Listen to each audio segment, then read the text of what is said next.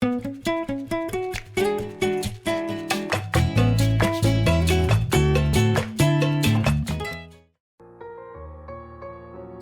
rekan-rekan semua. Semoga kita selalu sehat ya. Apa kabarnya? Harapan kita semoga teman-teman di rumah, rekan-rekan mahasiswa, sobat pecinta kewirausahaan selalu dalam keadaan sehat dan dimudahkan rezekinya. Baik, pada kesempatan kali ini kita masuk ke sesi selanjutnya. Setelah minggu lalu kita sudah membahas tentang pengambilan resiko. Sekarang kita bahas tentang etika dalam bisnis. Jadi dalam berbisnis itu tentu ada etika-etika yang perlu kita junjung tinggi, ya. Ada aturan-aturan yang perlu kita taati. Baik rekan-rekan semua, tentu seperti biasa ada tujuan pembelajaran kita. Yang pertama, kita akan menjelaskan bagaimana menciptakan bisnis dengan etika baik. Tidak hanya memikirkan keuntungan semata. Yang kedua, menjelaskan bagaimana menjalankan usaha jangka panjang dengan menyiapkan segala hal yang terkait dalam etika, baik dari relasi internal maupun dari eksternal. Dan yang ketiga, menjelaskan rahasia sukses jangka panjang. Sebagai pendahuluan untuk hari ini, menjadi wirausaha bukan jalan pintas untuk menjadi kaya. Itu perlu diingat, bukan jalan pintas untuk menjadi kaya. Yang kedua, menjadi wirausaha adalah sebuah perjuangan. Semua yang kita lakukan, strategi-strategi yang kita lakukan, jatuh bangun, itu adalah semua sebuah perjuangan. Apapun yang dilakukan, kewirausahaan tidak dapat dibangun dalam tempo sekejap. Tidak bisa dibangun dalam tempo yang instan.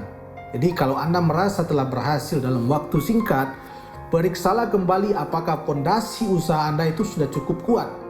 Periksa kembali apakah sukses yang Anda peroleh itu diraih dengan jujur dan halal.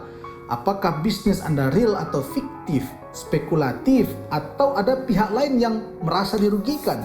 Apakah Anda sudah memenuhi syarat dan kewajiban Anda. Pertanyaan-pertanyaan yang perlu Anda renungkan, rekan-rekan mahasiswa dan sobat sekalian. Apakah benar ada cara instan yang halal untuk menjadi kaya? Silakan dijawab sendiri. Terus apakah yang dilakukan orang agar ia menjadi kaya? Langkah-langkah apa yang dilakukan? Yang ketiga, apakah dengan otomatis, ya, dengan kaya, otomatis Anda menjadi seorang wirausaha? Tentu ya. Ya, nanti kita akan bahas. Terus apakah Anda sudah pantas atau sudah saatnya hidup bergelimang harta? Ya tentu setiap orang punya hak ya untuk kaya. Jadi berusahalah dengan memegang teguh nilai-nilai etika sedari Anda muda dan jangan berkompromi sekecil apapun. Bangunlah karakter dan milikilah reputasi. Kalau kita berbicara reputasi dan karakter, ada perbedaan yang sangat mendasar nih antara reputasi dan karakter. Saya berikan deskripsi seperti ini. Kalau reputasi itu apa yang diucapkan para pelayat di sisi jenazah kita. Kalau kita nanti sudah menjadi jenazah ya, apa yang diucapkan oleh para pelayat di sisi kita itu reputasi. Kalau karakter, apa yang diucapkan malaikat di hadapan Tuhan tentang kita. Saya rasa dari dua deskripsi itu rekan-rekan semua bisa membedakan beda reputasi dengan karakter. Jadi bagaimana berbisnis dengan etis? Yang pertama, berperilaku jujur dalam menjalankan aktivitas bisnis. Ini meliputi seluruh aspek dalam menjalankan usaha. Yang kedua, mentaati tata nilai. Yang ketiga, walk the talk, bermakna konsisten antara apa yang dilakukan dengan apa yang diucapkan. Jadi berbisnis dengan etis itu hal-hal yang perlu dilakukan. Pemahaman mengenai etika dalam berbisnis, usaha yang langgeng, itu adalah usaha yang dijunjung oleh nilai-nilai etika, oleh norma-norma yang berlaku. Perusahaan yang tumbuh menjadi besar dimulai dari orang-orang yang bisa sedari awal memegang teguh nilai-nilai moral dan etika. Yang kedua, dia bisa menjaga kepercayaan dan tidak sembarangan dalam berkata-kata, apalagi dalam bertindak ya.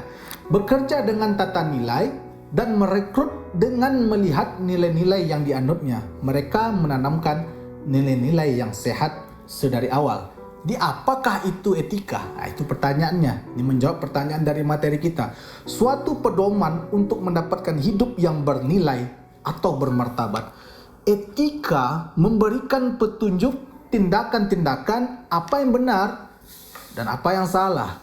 Jadi saya mengutip dari The World Book Encyclopedia tahun 2008, etika mengajukan pertanyaan-pertanyaan tentang benar dan salah dengan menggunakan metode reasoning, bukan benar salah menurut kepercayaan atau tradisi. Jadi Peter Kostenbaum tahun 2002 dia memberikan formula untuk memahami etika sebagai melayani sesama dengan cara 1. Janganlah melakukan sesuatu pada orang lain atas apa yang kita sendiri tidak senang menerimanya. Yang kedua, melayani sesama juga berarti Anda mau melihat dari kacamata orang lain. Masuklah ke dalam alam berpikir orang lain, another person point of view, dan lihatlah apakah perbuatan Anda menyenangkan atau tidak. Yang ketiga, seringkali orang tidak menyadari perbuatannya akan mencelakakan orang lain sebelum waktunya tiba. Terus yang keempat, melayani sesama juga berarti Anda menjadi seorang yang lebih dari orang yang mengembangkan orang lain atau karyawan. Sekarang kita masuk ke tips nih. Saya selalu akan memberikan tips untuk rekan-rekan. Yang pertama, jangan masuk ke dalam bisnis yang tidak real. Apalagi menjanjikan kekayaan dalam waktu yang cepat, yang instan. Ya, hindarilah membaca buku-buku yang menjadikan ada cara-cara cepat, instan, dan memotong kompas. Yang kedua, yakinkan dan ucapkan terus dalam diri Anda bahwa Anda mampu bekerja keras, dan kerja keras selalu berakhir baik. Yang ketiga, berbisnislah dengan nilai kejujuran, keadilan, persamaan, keterbukaan, win-win solution, melayani, dan tambahkanlah nilai-nilai itu di usaha yang Anda bangun. Ya. Terus jangan tergoda untuk cepat berhasil. Ingatlah semua ada waktunya. Waktu yang terlalu cepat dipacu dapat berisiko negatif. Yang terakhir, rekrutlah karyawan yang jujur dan jalankanlah apa yang Anda ucapkan. Saya rasa cukup sekian untuk materi etika bisnis. Mohon maaf atas segala kekurangan. Jika ada pertanyaan silakan ditulis di kolom chat. Dan terima kasih atas semua perhatian. Salam sehat. Assalamualaikum warahmatullahi wabarakatuh.